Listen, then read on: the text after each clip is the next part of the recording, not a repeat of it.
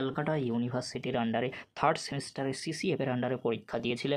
আজ তোমাদের result out. এছাড়াও তোমাদেরকে বলে রাখি, তোমরা যারা ফার্স্ট সেমিস্টারে সিবিসিএস এর আন্ডারে রেজাল্ট দেখতে চাও, কিভাবে তোমরা রেজাল্ট দেখবে আজকের এই ভিডিওতে এক্সপ্লেন করে দেবো স্টেপ বাই স্টেপ। প্রথমে তোমরা কি করবে, এই ভিডিওর ডেসক্রিপশন বক্সে থাকা লিঙ্কে তোমরা ক্লিক করে দেবে। ক্লিক করে দেওয়ার সাথে সাথেই কিন্তু এরকমই একটি পেজ চলে আসবে। নিচের দিকে আসলে তোমরা দেখবে ডব্লিউবি, এখানে তোমরা ক্লিক করে দেবে। ক্লিক করে দেওয়ার সাথে সাথেই কিন্তু West Bengal India results .com কিন্তু চলে আসবে। অর্থাৎ ওয়েস্ট বেঙ্গলে যে ইউনিভার্সিটি বা স্কুল কলেজগুলি রয়েছে, এখান থেকে তোমরা খুব সহজেই কিন্তু রেজাল্ট চেক করে নিতে পারবে। একটু নিচের দিকে আসবে, নিচের দিকে আসলে তোমরা দেখবে ইউনিভার্সিটি অফ ক্যালকাটা কলকাতা, এখানে তোমরা কি করবে, ক্লিক করে দেবে। ক্লিক করে দেওয়ার সাথে সাথেই কিন্তু এরকমই একটি পেজ কিন্তু ওপেন হয়ে যাবে। তারপরে তোমরা কি করবে, একটু নিচের দিকে আসবে। নিচের দিকে আসলে তোমরা দেখবে university of Calcutta West Bengal, এখানে কিন্তু ডেট দেওয়া থাকবে 17/6। তারপরে তোমরা কি দেখবে, 4/3 ইয়ার BSc semester 3 examination 2024 under CCF 2022।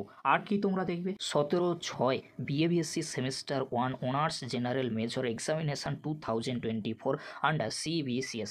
এবারে তোমরা কি করবে, তোমরা যদি থার্ড সেমিস্টারে রেজাল্ট চেক করতে চাও তাহলে থার্ড সেমিস্টারে ক্লিক করে দেবে। তোমরা যদি ফার্স্ট সেমিস্টারে রেজাল্ট চেক করতে চাও তাহলে ফার্স্ট সেমিস্টারে সিবিসিএসে ক্লিক করে দেবে। খুব সহজেই তোমরা রেজাল্ট কিন্তু চেক করে নিতে পারবে। তারপরে তোমরা কি করবে, থার্ড সেমিস্টার হলে থার্ড সেমিস্টার বা ফার্স্ট সেমিস্টার হলে ফার্স্ট সেমিস্টার ক্লিক করে দেওয়ার সাথে সাথেই কিন্তু একটু নিচের দিকে তোমরা চলে আসবে। তারপরে তোমরা দেখবে university of Calcutta 4/3 year BSc semester 3 examination 2024 under CCF 2022।